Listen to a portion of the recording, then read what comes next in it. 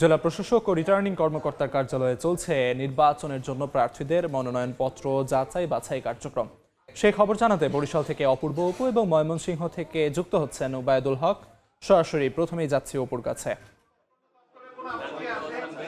ত্রয়োদশ জাতীয় সংসদ নির্বাচনের আজ চলছে মনোনয়ন যাচাই বাছাই। আমি এই মুহূর্তে আছি বরিশালের জেলা রিটার্নিং কর্মকর্তার কার্যালয়ে এবং এখানে আজকে সকাল থেকে শুরু হয়েছে মনোনয়ন যাচাই বাছাইয়ের কাজ শুরু হয়েছে।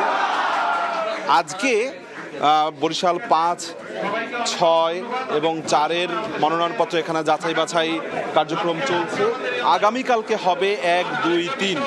এই মাত্রই বরিশাল ৪-এর মনোনয়ন যাচাইপত্র কাজ শেষ হলো। এর আগে বরিশাল ৫-এরটা শেষ হয়েছে। জানেন যে বরিশালে ৬২ জন মনোনয়নপত্র সংগ্রহ করেছিল, তার মধ্যে ৪৮ জন তাদের মনোনয়নপত্র জমা দিয়েছে। ৪৮ জনের মধ্যে আজকে ২১ জনের মনোনয়নপত্র যাচাই বাছাই কার্যক্রম চলছে। বরিশাল সদর আসনটাকে বেশি গুরুত্ব দেওয়া হচ্ছে সব দলের পক্ষ থেকে, কেননা বরিশাল সদর আসনটি বরিশালের বিভাগীয় শহরের ফোকাস পয়েন্ট এটি এবং এখানে হেভিওয়েট বেশ কয়েকজন প্রার্থী রয়েছেন। তারা প্রত্যেকেই বৈধ হিসেবেই রিটার্নিং কর্মকর্তা জানিয়েছেন তারা বৈধ প্রার্থী। তার মধ্যে বিএনপির মুজিবুর রহমান সরওয়ার, ইসলামী আন্দোলন বাংলাদেশের মুফতি ফয়জুল করিম, বাংলাদেশ জামায়াতে ইসলামীর মোয়াজ্জেম হোসেন হেলাল, তিনি সহকারী সেক্রেটারি জেনারেল জামায়াতে ইসলামী, তারা সহ অন্যান্য যারা প্রার্থী রয়েছেন। বরিশাল সদর ৫ থেকে মাত্র ২ জন মনোনয়নপত্র তাদের বাতিল হয়েছে। বাকি অন্যান্য ৪, ৫, ৬ অধিকাংশ প্রার্থীরাই তারা মনোনয়ন বৈধ বলে রিটার্নিং কর্মকর্তা জানিয়েছেন।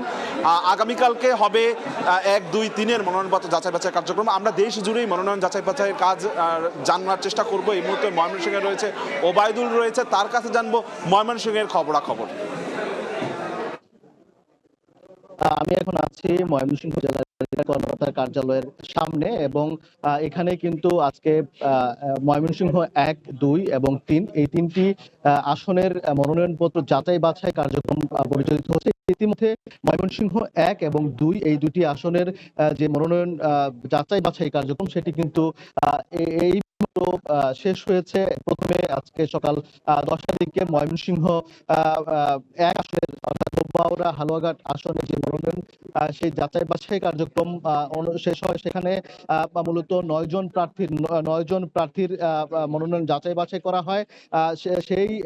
সেই আসনে আমরা দেখেছি যে বাংলাদেশ লেবার পার্টি যিনি প্রার্থী রাশিদুল হক, তার মনোনয়ন বাতিল করা হয়েছে। তার যে বিষয়টি আনা হয়েছে যে তার মামলা সংক্রান্ত বিষয়টি মামলা সংক্রান্ত যে তথ্য সেটি না দেওয়া, পাশাপাশি তার ঋণ খেলাপি রয়েছে। এই কারণে লেবার পার্টির প্রার্থী রাশিদুল হকের মনোনয়নপত্র বাতিল করা হয়েছে।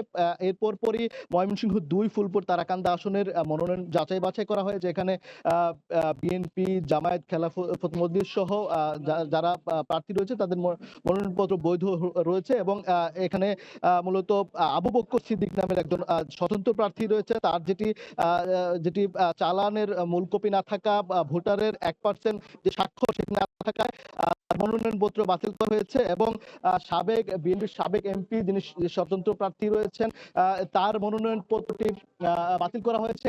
আয়কর রিটার্ন এবং সম্পদের যে বিবরণী সেটি না থাকায় এই যে শাহেদ শহীদ সারোয়ারের মনোনয়নপত্র বাতিল করা হয়েছে। এই ছিল ময়মনসিংহ থেকে মনোনয়ন যাচাই বাছাইয়ের সবশেষ খবরাখবর। ময়মনসিংহ